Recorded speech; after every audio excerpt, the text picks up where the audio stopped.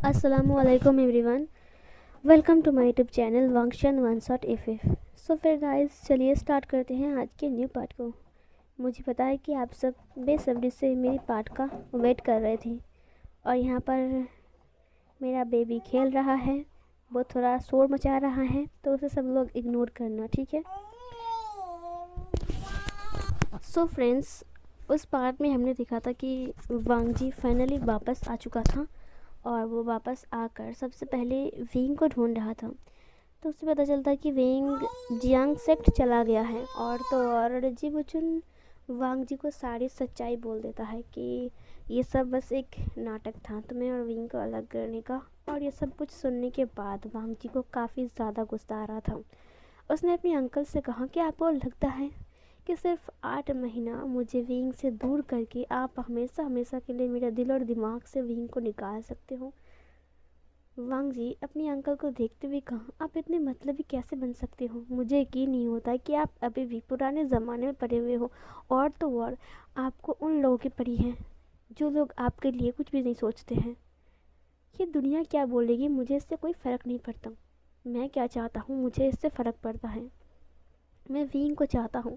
मुझे पता नहीं कि ये दुनिया वाले क्या कहेंगे और किस नज़र से हमें देखेंगे, मुझे कोई फ़र्क नहीं पड़ता। मुझे सिर्फ़ और सिर्फ मेरा विंग चाहिए। और रही बात आपकी अंकल, जो आपने गलती किया है ना, उसकी बाद से आपके ऊपर मेरा भरोसा टूट गया है और दोबारा कभी भी मैं आपके ऊपर भरोसा नहीं करने वाला हूँ, चाहे कुछ भी हो जाए। उसके अंकल की आंखों से आंसू बह रहे थे। उसने कहा, झूठ बोलने का नतीजा मुझे पहले ही मिल चुका है वांग जी, अब तुम मुझे कोई और पनिशमेंट मत दो। जी बच्चन ने कहा, पता है तुम्हें, ड्रैगन गॉड ने अंकल को एक श्राप दिया है। झूठ बोलने की वजह से उनकी पीठ पर एक बहुत बड़ा घाव हो चुका है, जिसे देखकर तुम घबरा जाओगे वांग जी। वांग जी जब वो देखता है, सच में वो घबरा गया। सिर्फ झूठ बोलने के लिए इतनी बड़ी पनिशमेंट? अंकल, अगर सिर्फ झूठ बोलने के लिए इतनी बड़ी पनिशमेंट आपको मिल सकती है तो आप ये सोचिए कि मेरे दिल पर क्या बीत रही है जब मुझे पता चला कि आपने झूठ कहा। सिचैन ने कहा, मुझे पता ही नहीं था वांग जी। तुम्हारे जाने के कुछ महीने बाद मैंने देखा कि अंकल थोड़ा कमज़ोर हो चुके हैं। उन्होंने मुझसे कहा कि बस कुछ नहीं, बस ऐसा ही। फिर मैंने उनसे कई बार पूछा लेकिन उन्होंने मुझे कुछ बताया नहीं। मुझे उन पर शक होने लगा तो मैं उसे फॉलो करने लगा। फिर मुझे पता चला कि उन्होंने तुमसे झूठ बोला है। कोई मन्नत उन्होंने नहीं मांगी थी। ये सब कुछ झूठ था वांग जी, बस तुम्हें और विंग को अलग करने के लिए। मुझे पहले से शक था कि शायद तुम और विंग दोनों साथ हो, लेकिन अंकल की बात सुनकर मैं और पक्का हो गया। वांग जी, तुमने सच कहा। दुनिया वाला क्या सोच रहा है हमें इससे कोई फ़र्क नहीं पड़ने वाला है। विंग बहुत अच्छा लड़का है और मैं चाहता हूँ कि तुम दोनों हमेशा खुश रहो। मैंने देखा है जब विंग तुम्हारे साथ रहता है तब वो कितना खुश रहता है, भले ही वो एक 5 साल के बच्चे की तरह बिहेव करता होगा। वांग जी उसे देखते हुए कहा, लेकिन अंकल ने जो कुछ भी किया है, क्या आपको लगता है ये 8 महीने के बाद विंग मुझे याद कर पाएगा या फिर वो मुझे भूल गया है? अगर उसके दिमाग की हालत ठीक हो गई तो फिर वो मुझे भूल जाएगा ना। ये सुनकर जे बच्चन ने कहा, देखो, अगर तुम्हारा प्यार सच्चा है तो तुम विंग को अपने लाइफ में फिर से वापस ला सकते हो। वांग जी ने कहा, मैं अभी जाऊंगा, इसी वक्त जाऊंगा अपनी विंग के साथ मिलने के लिए, और मैं भी देखता हूँ कौन मुझे रोकता है। इधर उसका अंकल वांग जी से कहता है, हाँ वांग जी, तुम जाओ, मैंने अपनी गलती का सज़ा भुगत लिया है। मुझे लगता है कि मैं बहुत बड़ा पापी हूँ, बहुत बड़ा पापी। सीन कट होता है। इधर हम विंग को देखते हैं, अपनी बहुत बड़ी टमी के साथ वो लंच कर रहा था। उसको ऐसे लंच करते हुए देखकर जोजो ने कहा, हाँ विंग गगा, दादी माँ, आपको नहीं लगता कि विंग गगा आजकल कुछ ज़्यादा ही खा रहे हैं? देखिए ना, उसका पेट कितना बड़ा हो गया है, मानो कि उनका पेट कुछ दिन बाद फट जाएगा। ये सुनकर दादी ने कहा, ऐसे बात नहीं करते हैं बेटा। ये बोलकर वो हंसने लगती है। विंग ने कहा, कुछ दिन बाद मेरा 9 महीना कंप्लीट हो जाएगा। फिर इधर जो दादी माँ थी उन्होंने कहा, हाँ बेटा, उसके बाद तुम बच्चे को बर्थ दे सकते हो। मैं तुम्हारे बेबी के लिए कब से वेट कर रहा हूँ, न जाने वो कैसा दिखता होगा। देखो, मैंने तुमसे कभी ये नहीं पूछा कि इसका पापा कौन है। देखो, मैं खुद ही कंफ्यूज हूँ कि एक लड़का कैसे एक बेबी को बर्थ दे सकता है। मुझे समझ में ही नहीं आ रहा है कि तुम्हारी टमी के अंदर एक बेबी है। विंग शर्माते हुए अपने खाने को खाते हुए कहा, हाँ, सही कहा आपने, इसीलिए तो मैं कभी भी इस घर से बाहर नहीं जाता। दादी माँ ने कहा। सीन कट होता है। इधर वांग जी जियांग सेक्ट पहुंच चुका था। वहाँ पर पहुंचकर वो जियांग फेंगमियान से मिलता है और उससे ग्रीट करता है। उसके साथ साथ चिबुचुन भी आया था और उन दोनों के हाथ में एक स्क्रॉल था, रेड कलर का स्क्रॉल, जैसे कि वो लोग शादी का कुछ लेकर आए हैं, क्योंकि शादी हमेशा रेड चीज़ में होती है। रेड कलर का स्क्रॉल मतलब शादी का कोई संवाद है। ये सुनकर और ये देखकर जियांग फेंगमियान ने कहा, क्या बात है। फिर जेबुचुन ने कहा, बात बहुत अजीब है, लेकिन ये बात करना बहुत ज़रूरी है। मैडम यू वहाँ पर आ गई। उन्होंने कहा, अरे लांस ब्रदर, दोनों साथ में, क्या बात है। कुल प्रमुख लान और लान हंगवांग जुन दोनों साथ में। फिर उन दोनों ने उसे ग्रीट किया। मैडम यू ने कहा, बैठ जाओ, और उन दोनों के लिए चाय लाने के लिए बोल दिया। इधर जियांग चैंग प्रैक्टिस कर रहा था। फिर वांग जी ने कहा, विंग कहाँ है। ये सुनकर मैडम यू एक बार अपने पसीने को पोंछ लिया। उसके बाद जियांग फेंगमियान ने कहा, वो दरअसल विभूषण। वांग जी ने कहा, मुझे विंग से मिलना है और आपसे कुछ ज़रूरी बात करनी है, इसीलिए मैं अपनी बड़े भाई को लेकर आया हूँ। ये सुनकर मैडम यू ने कहा, अच्छा, क्या ज़रूरी बात करनी है आपको विंग से। इधर ये बात की साउंड जियांग चैंग को सुनाई देता है। उसके बाद उसने कहा, क्या ये लानवांग जी हैं। ये बोलकर वो अंदर आ गया। उसे देखा कि दूर टेबल के पास वहाँ पर लानवांग जी एंड जेबुचुन बैठे हुए हैं। उन दोनों को देखकर जियांग चैंग वहाँ पर आते हुए कहा, अरे राजकुमार, आप। उसने ग्रीट किया। उसके बाद वांग जी ने और जेबुचुन ने भी जियांग चैंग को ग्रीट किया। जियांग चैंग वहाँ पर खड़ा हो गया। जियांग फेंगमियान ने कहा, अब विंग के बारे में क्या ही बताओ तुम्हें। जियांग चैंग ने कहा, क्या आप लोग विंग के बारे में पूछने के लिए आए हो। वांग जी ने कहा, मुझे विंग से मिलना है, बहुत ज़रूरी, और एक बात भी करनी है जो कि बहुत ज़रूरी है आप सबके साथ। ये सुनकर जियांग फेंगमियान ने कहा, ज़रूरी बात करनी है, क्या ज़रूरी बात करनी है, और वाह क्या है, तुम इतने घबराए हुए हो, कुछ वाह है क्या। ये सुनकर जेबुचुन ने कहा, दरअसल हम ये स्क्रॉल लेकर आए हैं। ये बोलकर उसने स्क्रॉल को बढ़ा दिया। जियांग फेंगमियान ने कहा, अच्छा। फिर उसने स्क्रॉल को पढ़ते हुए कहा, क्या, ये कैसे हो सकता है। फिर इधर मैडम यू ने कहा, क्या बात है। उसने स्क्रॉल को देखा। उसके बाद उसने कहा, ओह अच्छा, अब मैं समझ गया। फिर इधर मैडम यू की बात सुनकर वांग जी ने कहा, क्या समझ गए आप।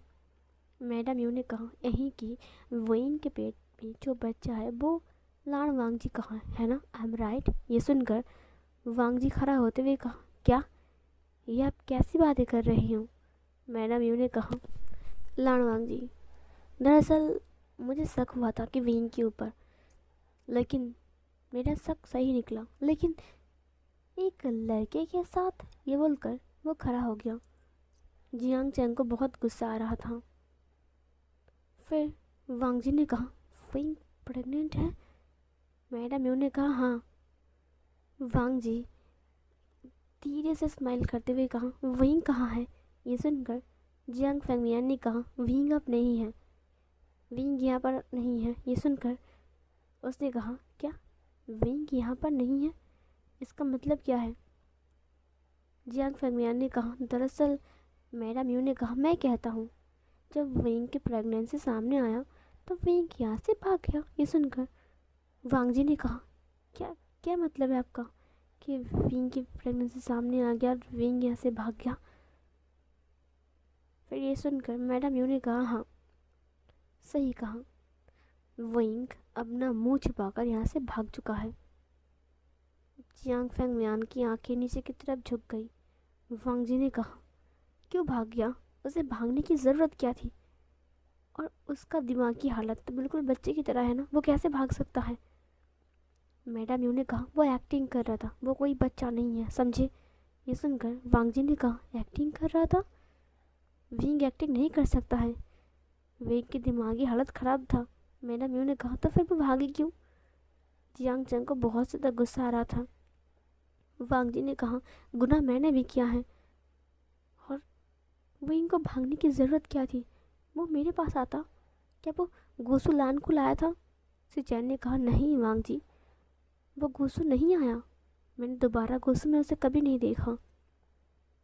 फिर इधर मैडम यू ने कहा, देखो अब वो बच्चा तुम्हारा है कि नहीं, हो सकता है कि किसी और का हो, या फिर तुम जानते नहीं हो इसीलिए वो तुम्हारे सामने भी नहीं आ सकता है।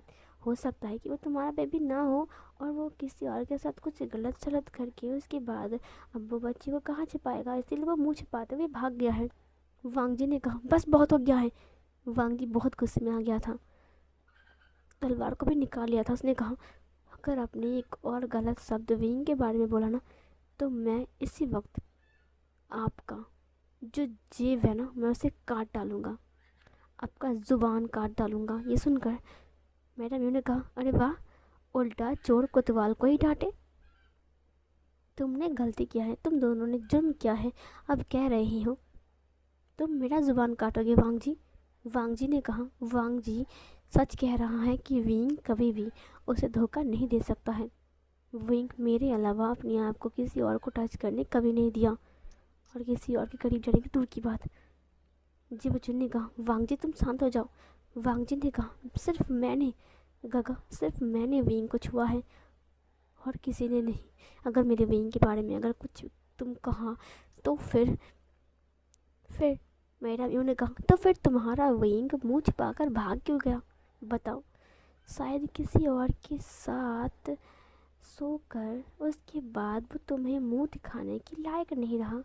तुम 8 महीनों से दूर थे ना, हो सकता है कि ये बेबी। फिर जियांग चंग ने कहा, बस बहुत हो गया है मॉम। ये सुनकर मैडम यूँ घबरा गई। उसने जियांग चंग को देखते हुए कहा, आची तुम चुप रहो, तुम कुछ नहीं बोलोगे, तुम भूल गए हो? आचिंग ने कहा, बस बहुत हो गया मॉम, आप एक के बाद एक झूठी बोले जाओगे और मैं सुनता जाऊंगा, ये कभी नहीं हो सकता है। ये सुनकर जियांग फैंगमैन ने कहा, झूठ? क्या झूठ? जियांग चंग ने कहा, मॉम झूठ बोल रही है, विंग कहीं नहीं भागा। ये सुनकर मैडम यू ने कहा, जियांग चंग तुम भूल गई कि मैंने तुमसे क्या कहा था? जियांग चंग ने कहा, हाँ मैं भूल गया। किसी और को आप झूठ पे झूठ बोलकर फंसाते जाओगे और मैं चुपचाप सुनता जाऊंगा, जबकि मैं उसका भाई हूँ, तो मैं चुप नहीं रह सकता हूँ। आई एम सॉरी मॉम, मुझे माफ़ कर दीजिए। मैडम यू ने कहा, तुम अपनी मॉम की बातों को टाल रही हो? फिर जियांग चंग ने कहा, मॉम? कैसी मॉम? झूठ बोलने वाली मॉम, जो हमेशा झूठ बोलती है अपनी पीठ छुपाने के लिए, किसी और को बस एक मोहरा बना रहा है। मैडम यू ने कहा, बस करो जियांग चंग। जियांग चंग ने कहा, पापा मैं आपको सारी सच्चाई बताने वाला हूँ। मैडम यू घबरा गई। वो पानी पीते हुए कहा, तुम चुप रहो। सच्चाई? क्या सच्चाई? जो सच्चाई था वो तो हमने बोल दिया है ना। जियांग चंग ने कहा, हाँ ये सच है कि विंग प्रेग्नेंट था, लेकिन आपको पता है मॉम ने उसके साथ क्या किया है? ये सुनकर वांग जी ने कहा, क्या क्या है? मुझे बताओ। वो सिर्फ विंग का बेबी नहीं, मेरा भी है, वो लान कुल का वारिस है, बताओ क्या हुआ है? जियांग चंग ने अपने सिर को झुकाते हुए कहा, मॉम ने विंग को मार डाला। ये सुनकर वांग जी के हाथ से तलवार गिर गई। उसने कहा, क्या क्या कहा तुमने? जियांग चंग ने अपनी आंसुओं को पोंछते हुए कहा, हाँ मॉम एक खूनी है, मॉम ने विंग का खून किया है। ये सुनकर वांग जी ने कहा, खून कर दिया? जिबुजुन ने कहा, ये तुम कैसी बातें कर रही हो आचिंग? आचिंग ने कहा, काका मैं सच कह रहा हूँ। मॉम ने विंग को इतना मारा कि विंग अब इस दुनिया में नहीं रहा। ये सुनकर वांग जी जैसे धक्का सा लगा उसे, वो जैसे कि थोड़ा दूर चला गया। उसने कहा, नहीं नहीं, ये नहीं हो सकता है। तुम मजाक कर रहे हो ना हमसे? जियांग चैंग ने कहा, मैं मजाक नहीं कर रहा हूँ।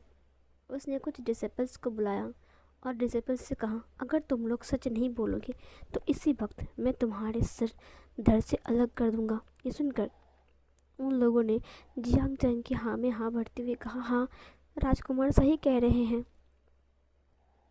जियांग चैंग ने कहा, उस दिन की बात मैं कभी नहीं भूल सकता हूँ। मॉम विंग को जंजीरों से बांधकर उसी रूम में कैद रखी थी जहाँ पर हम गुनहगारों को कैद रखते हैं, और फिर उन्हें बहुत सारे कोड़े मारे गए इस हालत में जबकि विंग माँ बनने वाला था। फिर भी मॉम एक मॉम होकर भी उसे रिहा नहीं किया। उन्होंने उसे तब तक मारा जब तक वो मर नहीं गया। ये सुनकर वांग जी नीचे बैठ गया। उसने कहा, क्या कि तुम क्या क्या कह रही हो? फिर जियांग चंग ने कहा, हाँ मैं सच कह रहा हूँ। विंग को उन्होंने इतना मारा कि विंग बेहोश हो गया, और पानी डालने के बाद उन्हें फिर से मारा। मैडम यू घबरा गई। उसने जियांग फेंगमियान को देखते हुए कहा, मैं वो ना मैं। फिर जियांग फेंगमियान खड़ा होते हुए कहा, यू तुम्हारी इतनी हिम्मत? उसने उसके हाथ को पकड़ते हुए कहा, तुम कहाँ भाग रहे हो? वांग जी ने कहा, ये झूठ है, ये सच नहीं है, तुम झूठ कह रहे हो। जियांग चंग ने कहा, हम नदी किनारे उसकी लाश को फेंक कर आए थे। ये सुनकर वांग जी की आंखों से आंसू बह गए। वांग जी ने कहा, नहीं ये झूठ है, मैं विंग को ढूंढ निकालूंगा। ये बोलकर वो वहाँ से तलवार को उठाकर भागने लगता है। जे बुचुन उसके पीछे पीछे भागने लगता है। मैडम यू ने कहा, मैं सच कह रहा हूँ, मैंने कुछ भी नहीं किया। जियांग फेंगमियान ने कहा, जिस तरह से तुमने विंग को मारा है वो पनिशमेंट अब तुम झेलोगे। ये बोलकर वो उसे ले जाता है और जंजीरों से बांध देता है, और डिसिपल से कहा, इसे मारो जब तक कि ये अपना गुनाह कबूल ना कर ले। ये बोलकर वो दरवाजे को बंद कर देता है। सीन कट होता है। इधर हम वांग जी को देखते हैं जो कि पागलों की तरह नदी किनारे आ चुका था और वो विंग को ढूंढ रहा था, लेकिन कहीं पर विंग तो क्या, विंग की कोई निशानी भी नहीं थी। वांग जी वहाँ पर घुटना टेक कर बैठ गया और बहुत ज़ोर ज़ोर से रोने लगा। उसने कहा, नहीं, विंग मुझे छोड़कर नहीं जा सकता है, विंग नहीं मर सकता है, विंग जिंदा है। जेबुचुन ने कहा, वांग जी अपने आप को संभालो। वांग जी खड़ा हो गया, अपने भाई को हक करते हुए कहा, मैं सच कह रहा हूँ गगा, विंग नहीं मर सकता है, विंग जिंदा है। सिर्फ मैं नहीं, मेरा प्यार कह रहा है कि विंग जिंदा है, विंग नहीं मर सकता है। मैं अगर वो मरता ना तो मुझे पता होता। उसे कुछ भी नहीं हुआ है गगा, उसे कुछ भी नहीं हुआ, वो बिल्कुल ठीक है। आई स्वेयर वो बिल्कुल ठीक है, मैं उसे ढूंढ निकालूंगा। ये सुनकर जब बच्चों ने कहा, अब इसे छोड़ो वांग जी, विंग को उन्होंने मार डाला है। वांग जी ने कहा, मैंने कहा ना वो नहीं मर सकता है। ये बोलकर वो वहाँ से जाने लगता है। जेबुचुन ने कहा, तुम कहाँ जा रहे हो वांग जी? वांग जी ने कहा, विंग को ढूंढने। ये सुनकर जेबुचुन ने कहा, पागलपंती मत करो, विंग अब नहीं है, विंग मर चुका है। वांग जी ने कहा, नहीं, विंग नहीं मरा है, विंग जिंदा है, ये मेरा प्यार कह रहा है। आप वापस जाइए और अंकल से कहना जब तक विंग वापस नहीं मिलेगा तब तक वांग जी गोसू लान कोल में कदम नहीं रखेगा। ये बोलकर वो निकल गया वहाँ से। इधर जेबुचुन उसे देखते हुए कहा, वांग जी पागलपंती छोड़ दो। लेकिन वांग जी किसी की बात सुनने की कतार पर नहीं था।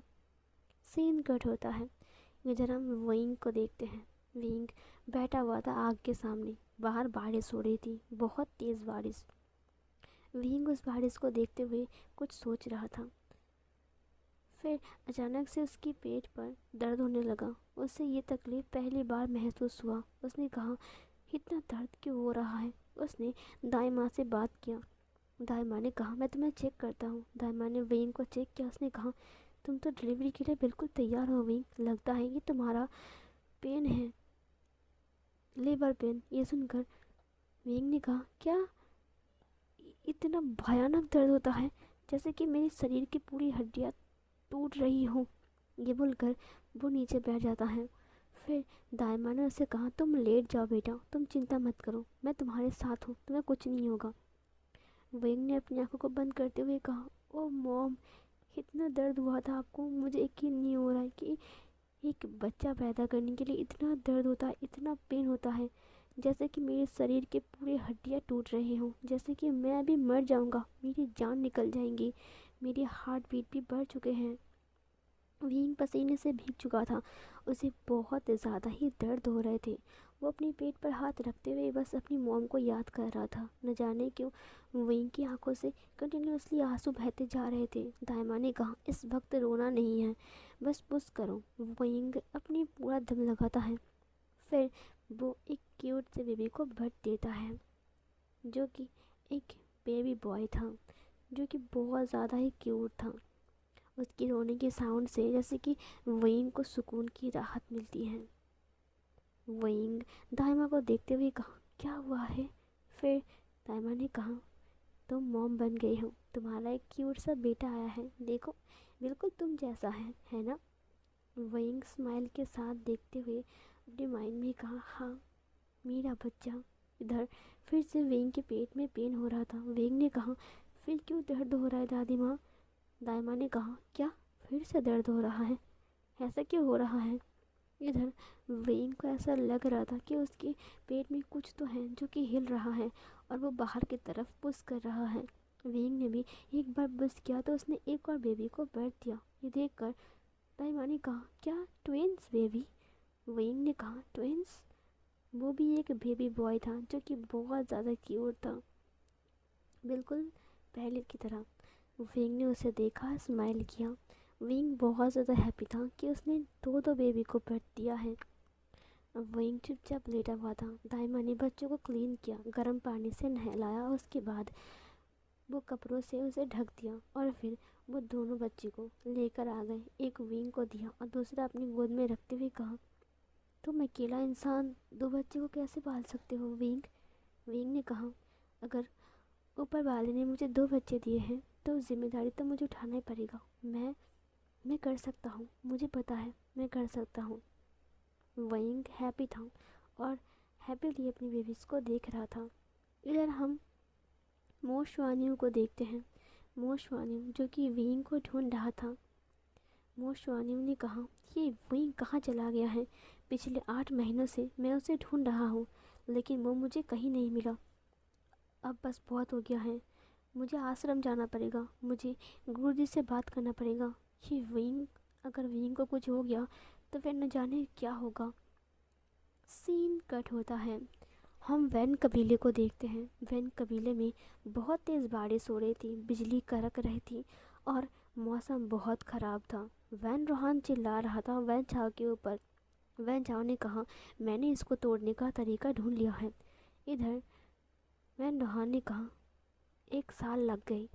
वेन झाओ ने कहा, अब हम सब बाहर आ सकते हैं और उस विभूषण को हमेशा हमेशा के लिए इस दुनिया से भगा सकते हैं, लेकिन इसके लिए मुझे थोड़ा वक्त चाहिए। ये सुनकर वैन रोहान ने कहा, ठीक है, तुम इसे तोड़ो। वैन झाओ ने कहा, इसको तोड़ने के लिए मुझे थोड़ा वक्त चाहिए, 6 महीना या फिर 1 साल। वैन रोहान ने कहा, बस इतना दिन तो वेट कर लिया है, अब 6 महीना कुछ ज़्यादा ही नहीं है, चलो तुम अपना काम स्टार्ट कर सकते हो। वेंस अपना काम स्टार्ट कर रहा था। वो जादुई घेरे को तोड़ रहा था जो विंग ने बनाया था। उसे तोड़ना इतना आसान नहीं था क्योंकि उसका रक्षक स्वयं विंग था, और जबकि विंग की दिमागी हालत ख़राब थी, इसीलिए वो थोड़ा कमज़ोर भी हो चुका था। इसीलिए वैन चाओ उसे तोड़ सकता है, यह पॉसिबल है, इसीलिए वैन चाओ उसे तोड़ने के लिए लग जाता है। इधर सीन कट होता है। वांग जी उस शहर में था जिस शहर में विंग रह रहा है, लेकिन वो जंगल के साइड में था, उसका घर गांव से बहुत दूर। वांग जी उस शहर में ही खाना खा रहा था। इधर जो विंग था वो अब बाहर निकल सकता है, इसीलिए वो बाहर निकलता है क्योंकि अब उसका वो टमी नहीं रहा, क्योंकि वो टमी अब गायब हो चुकी है, क्योंकि उसने बेबीज़ को बर्थ दे दिया है। उसे बकरी की दूध की बहुत ज़रूरत थी क्योंकि वो दोनों बच्चे को अपना ब्रेस्ट फीडिंग नहीं करवा रहा है। उन्हें बहुत तेज़ भूख लग रही है। एक वक्त के लिए उसे बकरी का दूध ज़रूर चाहिए, इसीलिए वो एक कटोरा लेकर एक झील किनारे जाता है जहाँ पर कुछ बकरियाँ थी। वो बकरियों को अपने पास बुलाता है अपनी बांसुरी से। उसके बाद वो लोग उसके पास आ जाते हैं और ख़ुद से ही दूध दे देते हैं। वहीं बहुत ज़्यादा हैप्पी था। उन्होंने उससे कहा, देखो मैं तुम्हारा पूरा दूध नहीं निकालूंगा, बस थोड़ा सा ही लूँगा क्योंकि तुम्हारा भी बेबी है। ये सुनकर वो बकरी म्याँ म्याँ करने लगती है। वहीं कटोरों में दूध लेकर शहर के रास्ते से वापस आ रहा था। शहर के रास्ते में बहुत ज़्यादा भीड़ था और इधर विंग उसी रास्ते से आ रहा था। वांगजी का खाना खाना कंप्लीट हो चुका था, वो भी अब बाहर आ चुका था और वो फिर से विंग को ढूंढने के लिए उस गांव से दूसरे गांव में जा रहा था। वांगजी भी उसी रास्ते में था और विंग भी उसी रास्ते में थे, लेकिन दोनों का जो दिशा था वो उल्टा था। विंग दाहिनी तरफ जा रहा था और वांगजी बाईं तरफ। इतना भीड़ था कि किसी को देखना बहुत मुश्किल है। वांगजी और विंग एक दूसरे के पास से ही गुजर जाते हैं, लेकिन एक दूसरे को वो लोग ध्यान से नहीं देखते हैं क्योंकि वहाँ पर बहुत ज़्यादा भीड़ था। विंग अपने घर पहुँच जाता है और पहुँचने के बाद अपने बच्चे को देखता है और दाई माँ उनके बच्चों को तेल मालिश कर रहा था। विंग अपने बच्चों को देखते हुए कहा, इवान और सिजवी, मैं तुम दोनों के लिए ही दूध लेकर आया हूँ। एक बच्चे का नाम विंग ने इवान रखा था और दूसरे बच्चे का नाम विंग ने सिजवे रखा था, जो कि काफ़ी ज़्यादा क्यूट था। विंग को देखकर वो बच्चे स्माइल करने लगते हैं। विंग उन्हें दूध पिलाता है, उसके बाद उन्हें नहलाता है और फिर सुला देता है। विंग काफ़ी ज़्यादा हैप्पी था, लेकिन एक बात विंग को अंदर ही अंदर में खाए जा रहा था। लेकिन विंग वो बात किसी के साथ शेयर नहीं करना चाहता है। धीरे धीरे करके वक्त ऐसे ही बीत गए। इधर वैन चाओ भी उसे तोड़ने की काफ़ी कोशिश करता है, जिससे वैन चाओ को काफ़ी ज़्यादा चोट पहुंचती है। वैन चाओ एक बार बेहोश हो जाता है और पिछले 2 महीने तक वो बेहोश ही रहता है।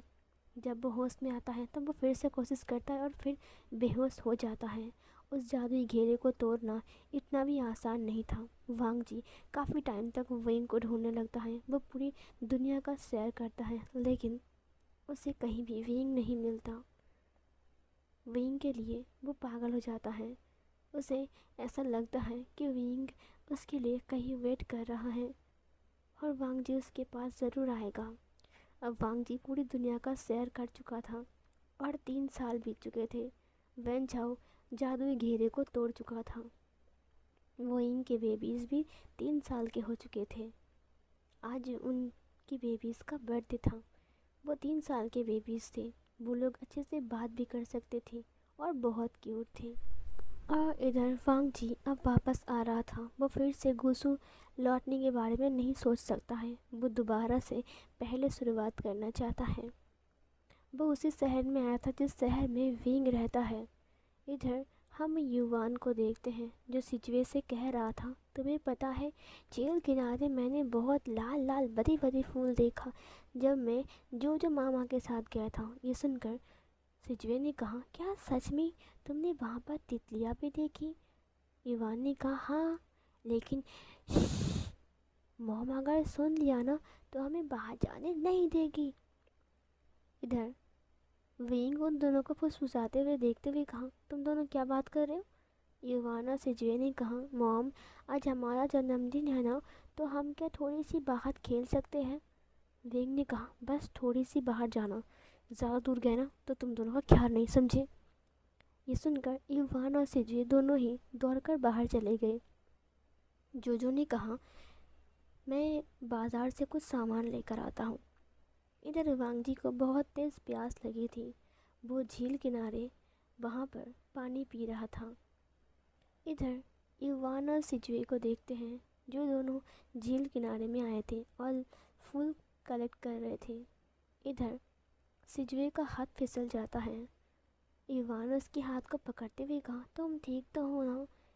इधर सिजवे नीचे लटक जाता है। वो लोग थोड़ी ऊंचाई में थे और उनके नीचे ही वो झील था। वांगजी नीचे ही पानी पी रहा था।